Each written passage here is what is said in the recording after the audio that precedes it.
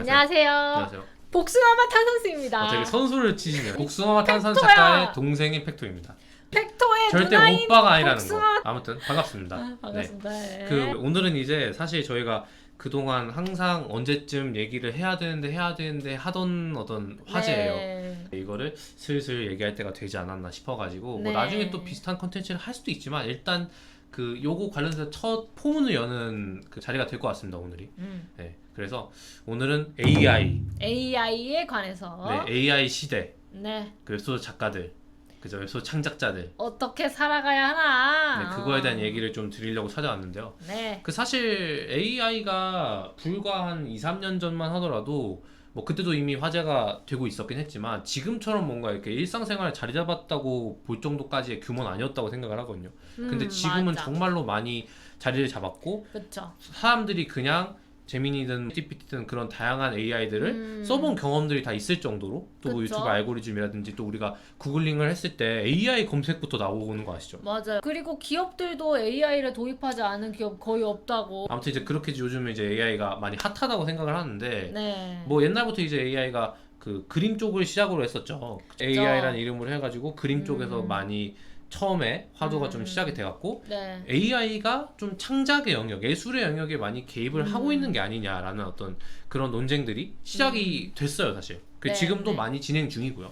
그래서 그쵸. 현재는 웹소설 작가들 사이에서도 AI를 쓰는 비중이 적지 않다고 할 수 있을 정도로 AI를 쓰는 비중이 늘어나고 있다고 보여집니다. 이제 그런 상황인데 이거에 관해 갖고 저희 생각과 지망생 분들 또 작가님들께 당부 말씀 같은 걸 좀 드릴 수 네. 있으면 좋겠다 싶어갖고요. 이렇게 이제 준비를 해봤습니다. 기술적으로도 사실 옛날부터 웹 공장이라든지 자동화라든지 다양하게 AI 이전 시대의 어떤 기술들이 많이 발전해왔잖아요. 근데 그때 우리도 사실 기술의 혜택, 스마트폰이 대표적이겠죠. 기술의 혜택들을 많이 받고 있는데 창작자들은 AI 전체적으로 부정적인 편이란 말이에요. 왜 좀 이렇게 부정적이라고 보시나요? 이제 뭐 인간이 하던 거를 AI가 완벽하게 막 대체해버릴 것 같은 느낌이 드니까 예를 들어서 스마트폰 같은 거는 정말 딱 보기에도 인간의 도구라는 느낌이었어요. 사실 뭐 그 스마트폰에 뭐 노예다 뭐 이런 식의 말들이 이젠 나오기 시작했지만 네. 이게 없으면은 다니지를 못하잖아요, 어디를. 그죠.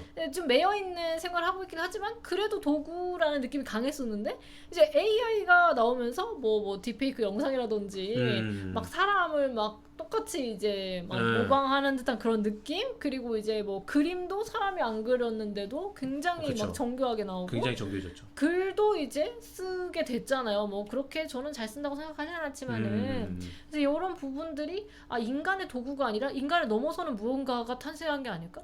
약간 이런 생각을 하게 만든 것 같아요. 그쵸. 실제로 뭐 창작 분야가 아니라 이미 AI 기술, AI 기반 기술이 노동의 분야를 대체하게 된 사례가 이미 많아요, 상당히.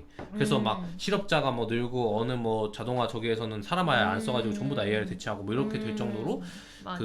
진행 중이죠. 현재 진행 중이고. 확실히 무섭긴 한 것 같아요. 우리가 그걸 이제 보통 전문적인 용어로 기술적 실업이라고까지 표현을 하는데 아. 이미 논란들이 많은 분야에서 발생을 하고 있고 근데 네. 우리가 이전까지는 사실 예술 창작 분야가 약간 그런 그 기술 발전에서도 가장 마지막 최후의 보루일 거라고 생각을 해왔었는데 이것은 인간만이 할 수 있는 것이다. 절대 기계가 AI가 인공지능이 할 수 없다 라고 생각해왔었는데 생각보다 빨리 침범이 당한 거예요. 그니까. 우리 입장에서 어떻게 보면 이제 아니란 거죠. 남일처럼 생각했던 거지 그동안은. 근데 그런데 글로도 침범하고 있는데 이제는 진짜 예외가 아니게 된 것 같은 거야. 그래서 약간 무섭죠. 우리도 이제 무서워진 거죠. 우리의 노동의 대가가 이제 AI가 우리를 그 가볍게 추월해 버리게 되면 우리는 이제 값어치가 없어져 버리는. 그리고 또 이제 뭐 문제들이 또 실제로 있잖아요. 저작권 어떻게 할 것인가. 네, 이 다양한 문제들이. AI가 이제 이렇게 성장하고 인간을 따라하기 시작한 거는 인간이 내놓은 창작물 그 결과물을 애들이 학습했기 때문인 거잖아요.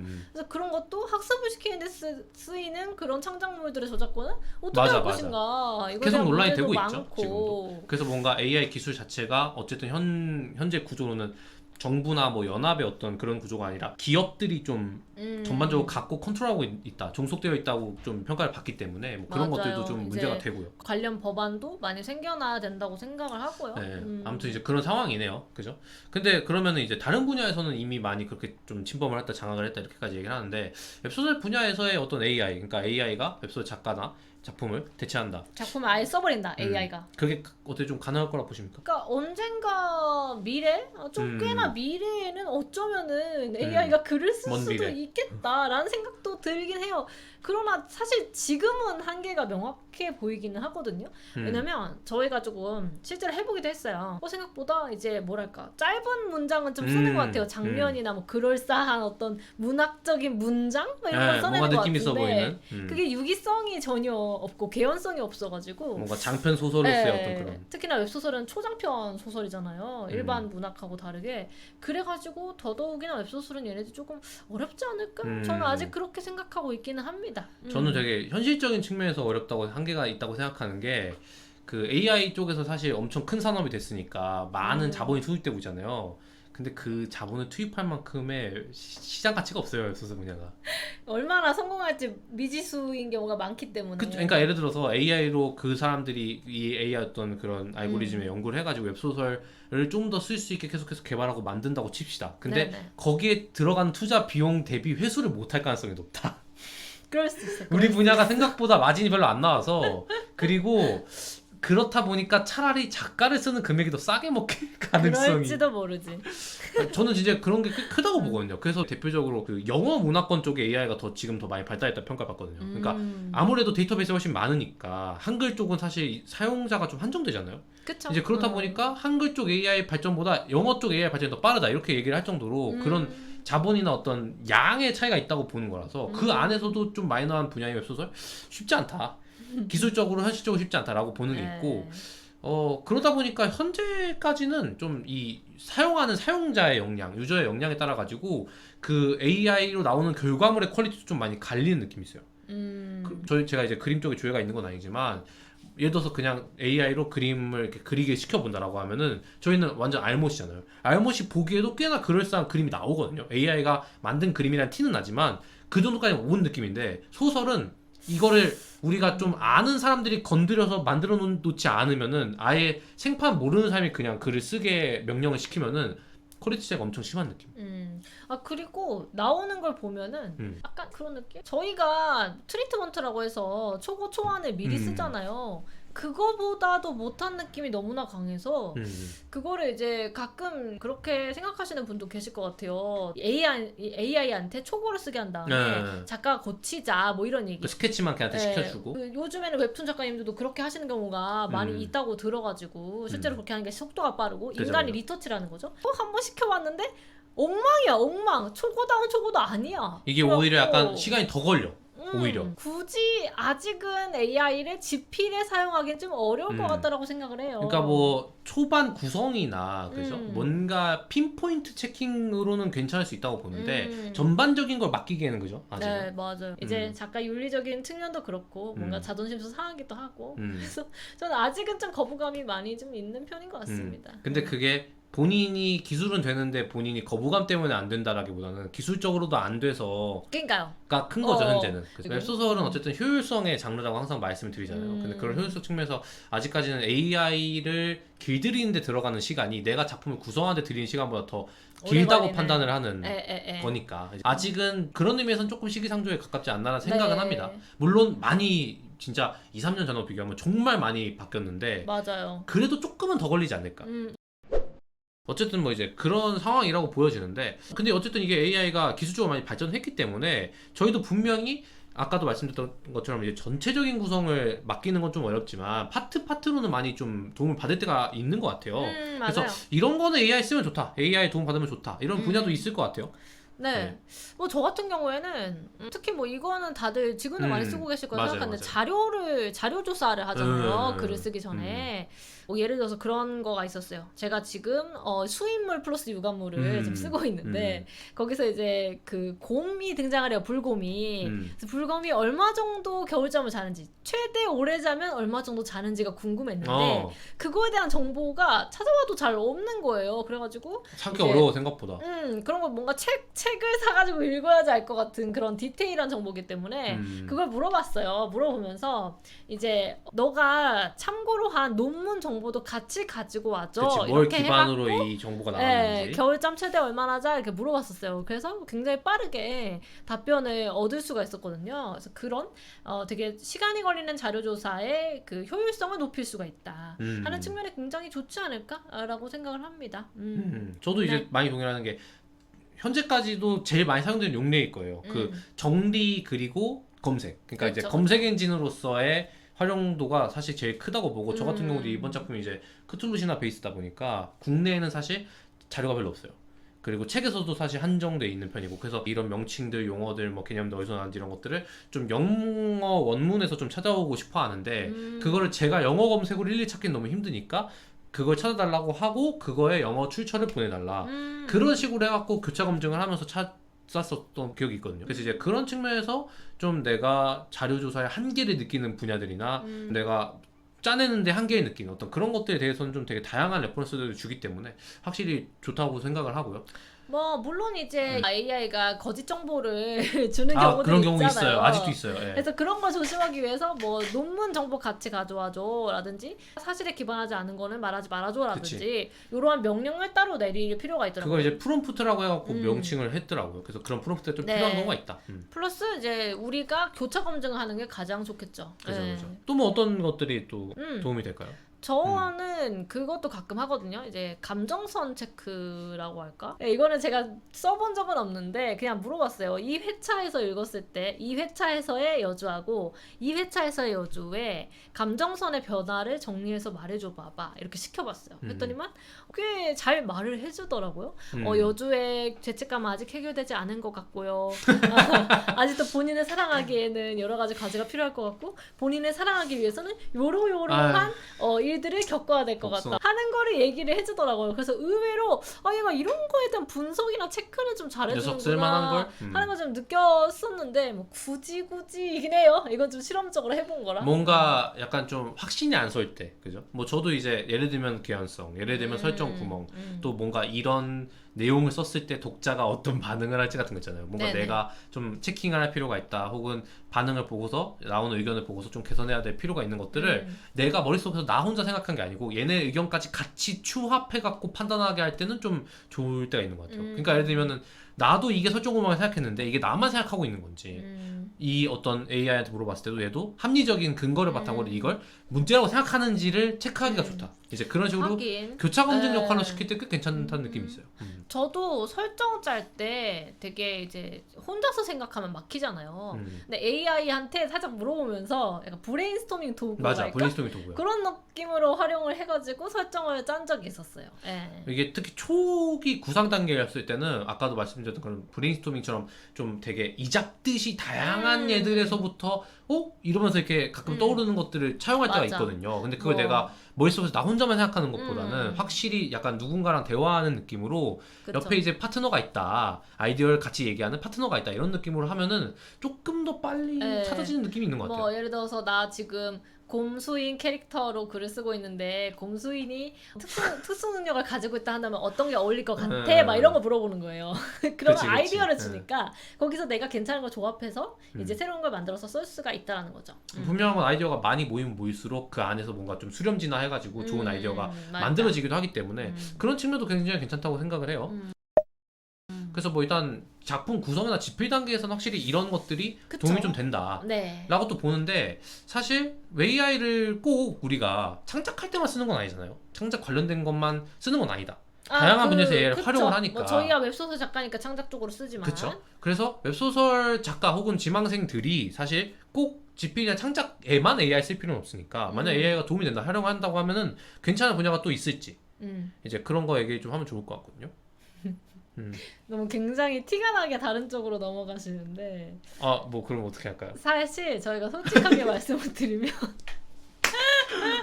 광고가 하나 뭐가 그렇게 티가 나요? 이 얘기도 하면 좋은 거죠. 원래는 프로세스에 맞잖아요. 광고가 하나 들어왔어요. 그래가지고 사실은 저희가 AI를 계속 찍자 하다가 광고가 AI 관련된 상품 광고가 들어와가지고 또 이제 좋은 제품인 것 같아갖고요. 또 좀 소개를 드려보려고 그래갖고 네, 합니다. 이 제품 일단 미리 설명을 살짝 드려보면은 AI 녹음기다 이렇게 보시면 될 것 같아요. 그래서 예를 들어서 저희 남매 작가가 강의를 하고 있지 않습니까? 저희의 강의를 들으시는 분들이라든지 혹은 다른 웹소설 강의를 들으시는 분들이라든지 또 이제 피드백이 네. 또 웹소설 저희 수업 계통에서 꽃 중에 하나거든요. 근데 그쵸. 피드백이 이야기를 주고받는 과정에서 일일이 다 메모하기 힘들어요, 사실. 그쵸, 그래서 그쵸. 어떤 분들은 녹음을 해놓으시고 그거를 다시 들으면서 생각하시는 분들이 계시다고 하는데 그런 맞아요. 분들한테 굉장히 유용하죠. 한번 일단 보여주시죠. 자연스러웠을지도 몰라. 일단 자연스럽게 한번 보여주시죠. 네. 이렇게 해가지고 이런 제품입니다. 그 클라우드 노트라고 하는 네. 네, 제품이고요. 자, 제품 구성을 살짝 보여드리도록 하겠습니다. 저희가 이미 한번 열어 써봐가지고 일단 오면 이런 상자로 네, 오게 돼요. 상자. 오고 상자 열어보면 요게 본체입니다. 좀 더 본체. 가까이 보여드려볼까요? 아무튼 생각보다 작죠? 네, 제 손가락에 손이 꽤 큰 편인데 손 비교하면은? 한번 펼쳐보세요. 네, 네, 이 정도. 이렇게 되게 작은 녀석입니다. 간편하게 보관하기 쉬운 형태. 이 케이스하고 요거를 스티커, 자석 스티커인데요. 요걸 사용해서 스마트폰에다가 핸드폰 뒤에다가 붙일 수가 있어요. 네, 붙이고 이 붙여. 케이스도 붙고 이거 이제 네. 장착시킬 수 있는 거죠. 그래서 꽂아서. 편리하게 가지고 다닐 수가 있다. 음. 이렇게 누르면 길게 누르고 있으면은 진동이 한 번 오면서 이제 불이 켜져요. 빨강 색깔. 빨간 색깔. 이러면 녹음이 되는 거예요. 근데 그죠. 다만 이제 기본 녹음이고. 예, 연동하는 이 앱을 앱에, 깔아야 돼요. 그래야지 앱에서 녹음이 됩니다. 그렇죠. 그래서 이런 그죠. 느낌으로 되게 쉽게 녹음할 수 있고 이 녹음기 자체도 뭐 깔끔하고 이쁘고 녹음 기능도 괜찮은데 중요한 거는 이제 AI 그 앱에서 있는 그 기능이 정리 기능이죠. 네. 되게 좋더라고요. 그걸 제가 한번 써봤는데 볼까요? 보여드릴게요. 한번 봅시다. 여기서 이제 여기 이제 클라우드라는 앱이 있어요. 이걸 이제 깔면 되는데 까셔서 이렇게 한다. 그래서 보시면은 여기에 녹음한 파일이 모여 있어요. 모여 있고 이 그래서, 중에서 저희 요거 저희가 이걸 이제 녹음한 거를 AI 분석을 맡기면은 얘가 이제 네. 해서 저희 영상 중에 강의 샘플 영상 있잖아요. 맞아요. 그거를 기초만 강의 샘플 녹음을 영상. 해봤어요. 뭐 솔직히 강의니까. 네, 그래갖고 보시면 이렇게 나와 있는데 이게 녹음하는 이게 게 제일 중요해요. 나와요. 보시면 이 하루 5,000자를 지속하는 녹음된 거 누르시면 이제 이렇게 나오는 네. 게 있고 이걸 녹음을 해서 AI가 이제 글로 변환을 해준 거죠. 그래서 음. 보시면 거의 대체로 잘 녹음이 되어 있어요. 물론 저희가 발음을 잘했을 수도 있어요. 근데 아무튼 몇 개는 좀 인식이 이상하게 되어 있는 네. 것들도 있었는데 그리고 이게 이제 중요한 게 이거 개요를 만들어주고 요약을 해준다는 거예요. 요약이 이렇게 되어 있고 뭐 키워드 이런 것도 해줘요. 맞아요. 그래서 뭐 5,000자 쓰기, 고구마 사이다 전개 얘기고 주요 학습 내용, 지식 설명, 요점, 팩토 작가님이 한 얘기가 그쵸? 그대로 여기에 네. 이제 요약이 돼 있어요. 이런 게 꽤 괜찮더라고. 그래서 작가님들이 예를 들어서 강의를 듣고 있어요. 웹소설 강의를 듣고 있고, 혹은 다른 강의를 듣고 있다. 혹은 유튜브에서 뭐 팟캐스트라든지 세바시 막 이런 걸 정보가 유익해서 나중에 다시 보고 싶다라고 할 때 요거를 이렇게 그쵸. 녹음을 켜놓고서 다음에 보면 이제 요약이 저절로 되어 있는 거죠. 혹은 작가님들 중에서 가끔 이제 서로 의견들 얘기하시는 분들도 계세요. 이제 그런 작가님들끼리는 좀 양해하에 허락을 해서 같이 녹음을 할 수도 하시고 있겠죠. 그다음에 그 회의 내용을 보면서 같이 작품에 대한 얘기를 요약해 보는 것도 네, 괜찮을 수 네. 있을 것 같습니다. 그렇습니다. 이렇게 요약이 되어 있다라는 거 꽤나 되게 저희 영상 보시면 아시겠지만 잘 요약이 되어 있어요. 좀 놀랐어요. 아, 이런 기능 잘 되어 있네. 굉장히 고급진 녹음기라고 해야 되나? 그리고 여기 보시면은 마인드맵도 마인드맵 기능까지 그려줍니다. 있다. 만약에 그 녹음 내용이 되게 아이디어 위주였다고 하면은 마인드맵이 훨씬 화려하게 나와 있었을 것 같아요. 이런 맞아. 식으로 장소, 뭐 강의명, 키워드 등등등 이렇게 정리가 또 되어 있습니다. 네. 그래서 이런 식으로 작가님들이 활용하실 수 있으면 좋을 것 같습니다. 네, 아무튼 이렇게 전체적으로 보여드렸고 네. 그 다만 이제 말씀드릴 것이 이 어플 자체가 용량이 달마다 무료 버전으로 사용하려면 조금 네, 제한이 있습니다. 내가 항상 녹음을 해야 된다. 예를 들어서 내 회사가 다니는데 맨날 회의를 들어가고 그 회의에 그쵸. 회의록을 내가 써야 된다. 그런 분들은 요 시간으로 부족할 수도 있겠죠. 여기 보시면은 멤버십에 이제 시간이 나와 있거든요. 그리고 이 기기 자체도 그렇게 저렴하진 않더라고요. 그래서 고급진 녀석이기 때문에. 그렇죠. 뭐 어쨌든 그래서 그 제품 자체가 뭐 가격대도 좀 있고 AI다 보니까 기본적으로 사용료가 필요한 경우가 생길 수 있어요. 그래서 왜 챗GPT 같은 경우도 유료 사용 같은 맞아요. 경우 월에 얼마씩 내잖아요. 근데 AI를 요긴하게 사용하시는 분들은 애초에 그걸 감안하고 쓰시는 겁니다. 네, 그래서 사실 그거에 대해서는 너무 그렇게까지 금액대가 높게 형성되어 있는 건 아니니까 알아보시고 한번 좀 판단해 보셨으면 좋겠고 네. 이 제품 같은 경우도 내가 좀 많이 유용하게 쓸 수 있다라고 하면은 뭐 부담할 수 있는 금액이지 않을까 그렇게 생각을 합니다. 그래서 이런 다양한 방식들로 AI를 활용을 할 수 있을 것 같아요. 꼭 집필 창작이 아니어도. 그렇긴 한데 어쨌든 저희가 그 웹소설 작가 뭐 강사 활동을 하고 있고 그렇다 보니까 아무래도 좀 초보 작가분들, 지망생분들하고 많이 만나게 되더라고요. 그래서 그 관련해갖고 AI에 대해서 궁금해하시는 분들도 많고 또 AI 써도 괜찮냐, 좀 써서 활용해보고 싶으면 괜찮냐 이런 질문 주시는 분들도 많아요. 이제 그런 부분에 관해갖고 저희가 좀 하고 싶은 말들을 좀 드리고 마무리하면 좋을 것 같거든요. 네네. 저는 이제 그게 있어요. 물론 저도 그 마음은 알아요. 그러니까 AI 시대가 도래를 하고 인간의 노동의 가치가 뭔가 굉장히 떨어지는 것 같고 정말 인간만이 할 수 있을 거라고 생각했던 예술적인 부분도 걔네들이 다 뺏어가는 것 같은 느낌이 있으니까 슬프죠, 솔직히. 네, 박탈감이라든지 조금 더 이제 저작권적인 부분 잘 챙겼으면 좋겠다는 마음은 저도 당연히 있습니다. 하지만 이미 도래했어요. AI 시대는 도래를 막을 수 해버렸고 없어. 맞아. 모두가 다 쓰고 있어. 근데 어떻게 보면은 모두가 스마트폰을 다 쓰는 시대에 뭐 나는 진짜 스마트폰 같은 그런 문명의 기기를 이기를 쓰지 않겠다. 쓰지 않겠어. 나는 인간만의 이제 그걸 개척해 나가야겠어 하는 사람이면은 뭐 당연히 존중하는데, 예를 들어서 나는 새로 나온 기술을 이용해 보고 싶어. 유용한 도구가 될 수 있을 것 같아. 라고 생각한다면 너무 두려워만 하지 말고, 어차피 도래버린 세계니까 그냥 AI를 어떻게 하면 내가 조금 더 지혜롭게 활용할 수 있을까? 맞아. 인간의 도구로서 쓸 수 있을까? 그런 쪽으로 생각해 보시는 게 더 어쩌면 유용할 수도 있겠다라는 말씀을 먼저 드리고 싶어요.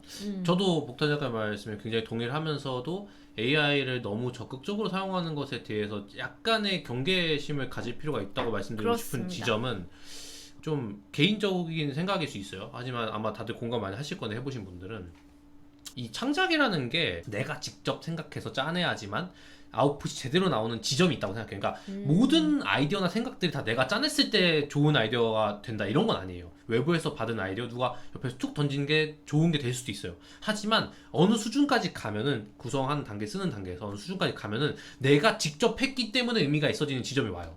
그죠? 근데 그 단계까지 AI의 도움으로 억지로 짜낸다라고 하게 될 경우에는 결국에 내가 그 아이디어나 생각들을 내 글에 직접적으로 적용시킬, 소위 체화라고 표현을 하는데, 그 체화시키는데 들어가는 시간이 AI를 그렇게 기다려갖고 한 시간만큼 소요가 될 거예요. 그러면 이제 시간이 2배가 될 수 있는 거죠. 우리는 항상 효율주의를 얘기를 하고 하다 보니까 기술이 많이 발전하게 되면서 AI가 세세한 문장들, 또 초장편에 대한 것들도 다루게 될 수 있게 돼서 실제로 AI를 활용한 것으로 웹소설 정말 아예 써낼 수 있게 된다 라고 하더라도요, 그때는 오히려 더 본인 역량이 중요한 시대가 됩니다. 왜냐면 모두가 다 AI를 다루게 되는데, 그러면 오히려 경쟁이 더 넓어지는 거죠.